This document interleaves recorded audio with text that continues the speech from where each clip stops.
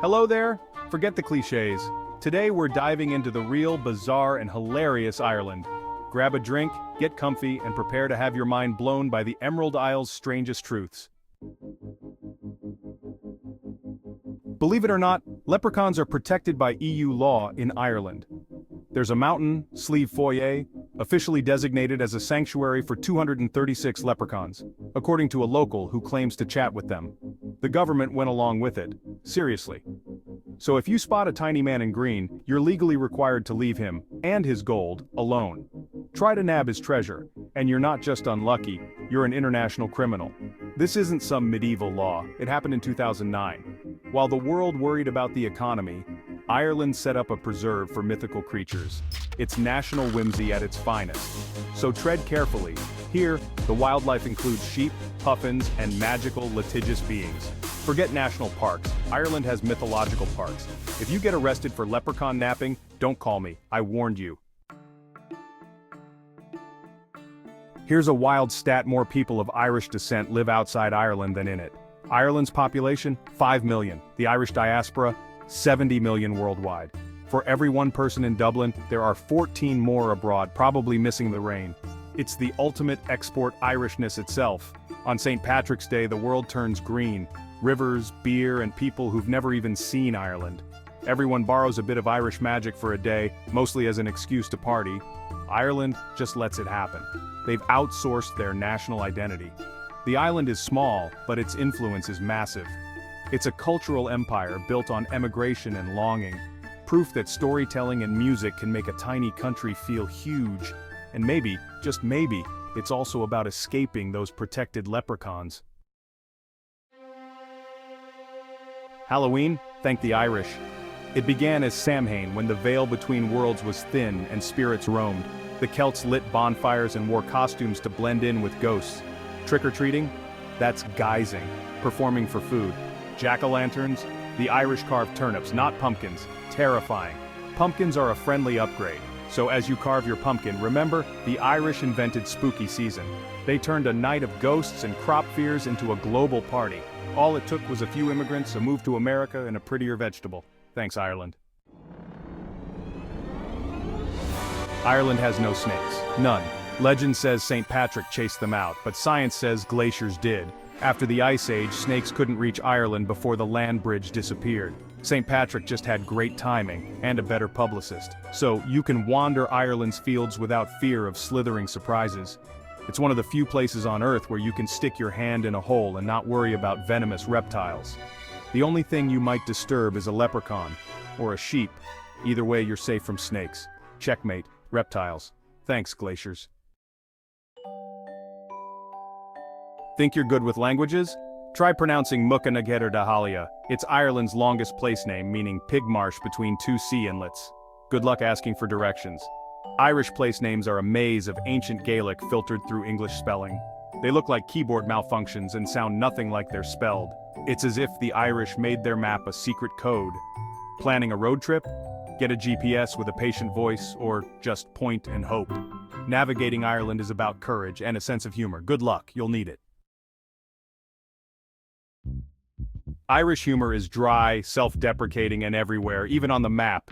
Case in point, the town of Muff, County Donegal. Yes, Muff. And yes, there's a Muff diving club. It's for scuba, but they know what they're doing.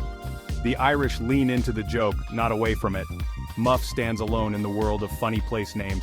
It's a badge of honor, not embarrassment. They could have changed it, but they didn't. They embraced it, formed a club, and made it legendary. It's the perfect example of Irish wit.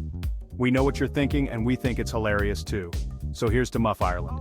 May your humor never change, and may your diving club always have new members. We salute you. Most people in Ireland speak English, but the Irish language, Gaelge, still lives on. It's one of Europe's oldest languages, and it's the country's first official tongue. Only a small percentage use it daily, mostly in the Gaeltacht regions. Entering these areas is like crossing a linguistic border. Road signs become indecipherable. The government works hard to keep Irish alive. It's compulsory in schools. The grammar is wild, the spelling is tricksy, and the pronunciation is a challenge. But when spoken, it's pure magic, ancient, poetic, and musical. It's a stubborn, beautiful piece of living history, so if you get lost, just blame the signs. Sorry, officer, the sign was in Gaelic. The world's oldest pub? It's in Ireland, Sean's Bar, Athlone. Serving drinks since 900 AD, it's older than most countries. Vikings, poets, and maybe a leprechaun or two have all passed through. The walls are ancient, the stories endless. Archaeological finds proved its age. Imagine the hangovers generated here, enough to be a structural element. Visiting is like stepping into a time machine that smells of peat and ale. Empires rise and fall, but the need for a cozy pub endures. For over 1,000 years, Sean's Bar has delivered. Cheers to that. Think Ireland is all grey skies? Meet John Joly, the Irishman who invented practical color photography in 1894. His Joly color process brought the world from black and white to full color.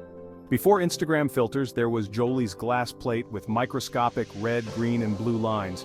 It was revolutionary and a bit blurry. Fitting that a man from the land of 40 shades of green made the world more colorful. Next time you snap a vibrant photo, thank John Joly. Even on the grayest day, the Irish find a way to add color. Sometimes they just invent it. Ireland is called the Emerald Isle, but here's the twist. It's one of Europe's least forested countries. Only about 11% is woodland, much of it non-native. Once, 80% was dense forest, oak, ash, elm. Centuries of farming and English timber demands wiped them out. By the 20th century, forest cover dropped to just 1%. Those rolling green hills? They're the result of deforestation, not nature. It's a man-made landscape. Beautiful, but missing its ancient trees. Maybe the snakes left because there was nowhere to hide, so next time you see those iconic hills, remember it's the beauty of a bald eagle that's, well, bald. The trees are gone, but the green remains. And the sheep, of course, always the sheep. Always. The Titanic was built in Belfast, a source of pride, and after it sank, legendary Irish humor. Instead of shame, locals quipped, "She was fine when she left here." It's classic Irish gallows humor, a shrug, a joke, and a refusal to take the blame. Today, Belfast celebrates its shipbuilding legacy with the Titanic Belfast Museum. They turned tragedy into tourism and kept the punchline alive. It's a perfect example of Irish resilience. She was, after all, fine when she left. What happened after? Not their problem. Long before the modern Olympics, Ireland had the Tail Teen Games. Founded in ancient times, they featured running, wrestling, chariot racing, and poetry contests. It was sports, art, and politics rolled into one. The games were a cultural cornerstone until the Normans arrived. In the 1920s, Ireland revived them as a celebration of independence. Their message, "We're back, and our games are older and more poetic than yours. Why let the world have all the fun?" In Ireland, even the Olympics come with harps and stories. That's how you do sports. Guinness is famous, but Ireland's true obsession? Tea. The Irish are the world's second biggest tea drinkers, right after Turkey. Tea isn't just a drink, it's a social contract. Refusing a cup is practically a crime. Tea solves every problem, marks every occasion, and divides households over brands like Barry's versus Lions. It's brewed strong, served with milk, and often enough sugar to worry your dentist. While tourists line up for pints, real Ireland is at home, putting the kettle on. The most important bar in any Irish home, the tea caddy. That's the real source of Irish power. Cheers. In Ireland, sheep outnumber people. 5 million humans, 6 million sheep. The sheep are everywhere, fields, hills, and the middle of the road. They're the true rulers of the land, shaping the landscape with their grazing. Driving in Ireland means mastering the art of the sheep stare. Are you lost, human? This is our road. If you ever feel alone hiking, don't worry. You're surrounded by thousands of woolly locals. Respect the sheep. It's their island. We just live on it. Ba means move along. Think Ireland's symbol is the shamrock? Wrong, it's the harp. The harp is on coins, passports, and the presidential seal. Ireland is the only country with a musical instrument as its national symbol. The harp represents artistry, resilience, and centuries of music. It was so powerful, English conquerors tried to ban it. The shamrock is cute, but the harp is the real deal. It's a symbol of a culture too strong to silence. Sorry, Lucky Charms, the magic's in the music, not the clover. Next time you see a harp, remember, that's Ireland's true heart. And it sounds way better than a weed. There you have it, 15 reasons Ireland is weirder and more wonderful than you thought. If you're inspired, confused, or just amused, hit like and subscribe. Drop your favorite Irish fact in the comments. And if you're brave enough for confusing road signs and judgmental sheep, book the trip. Thanks for joining me on this wild ride. Until next time, slang go foil, or maybe the pig is in the sea. With Irish, you never really know.